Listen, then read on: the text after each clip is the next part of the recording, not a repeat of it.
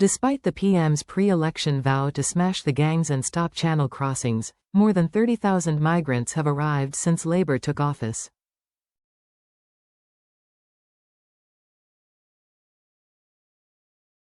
More than 30,000 asylum seekers have crossed the English Channel and arrived in the UK since Sir Keir Starmer took the keys to Number 10, new analysis has revealed.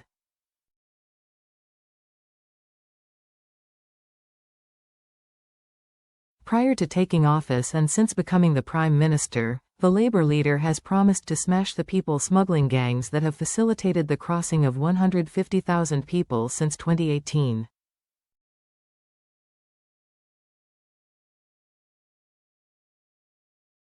However, on Friday, 154 people arrived on 4 boats, taking the total number of arrivals since July 5, when Labour won the general election, to 30,034.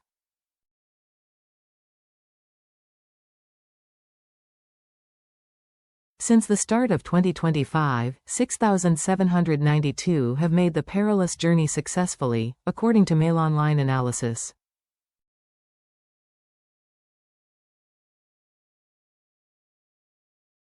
That figure's higher than any other year on record for the period from January 1 to April 4.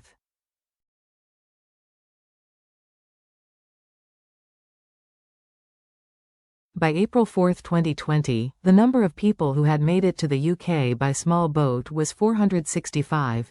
By the same time a year later the figure was 1,134. By 2022 that figure had soared to 4,548 before coming down to 3,770 in 2023, swelling to 4,644 in 2024.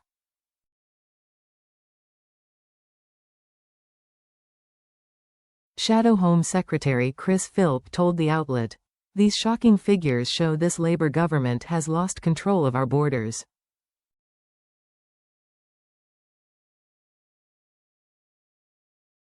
When Keir Starmer scrapped the Rwanda plan before it started, he gave up the only deterrent this country had.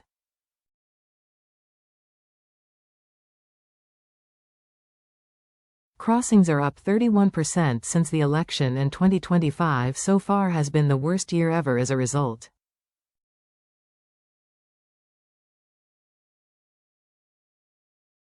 Starmer's claim to smash the gangs lies in tatters. Embattled Home Secretary Yvette Cooper blamed temperate weather on the spiraling channel crossing figures.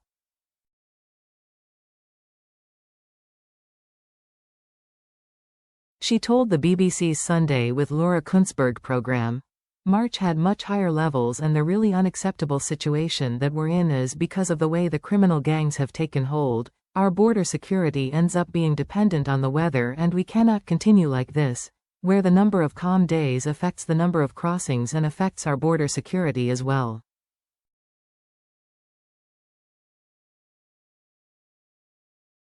We've seen higher numbers in March, lower numbers in January and February, and that's reflected in the number of calm days.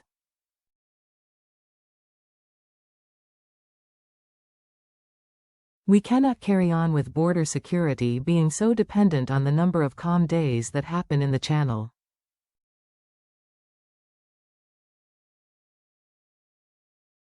A Home Office spokesperson told the Mail, "We all want to end dangerous small boat crossings, which threaten lives and undermine our border security."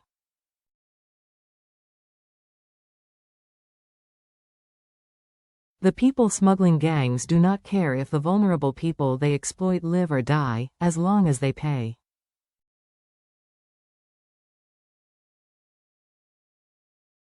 We will stop at nothing to dismantle their business models and bring them to justice.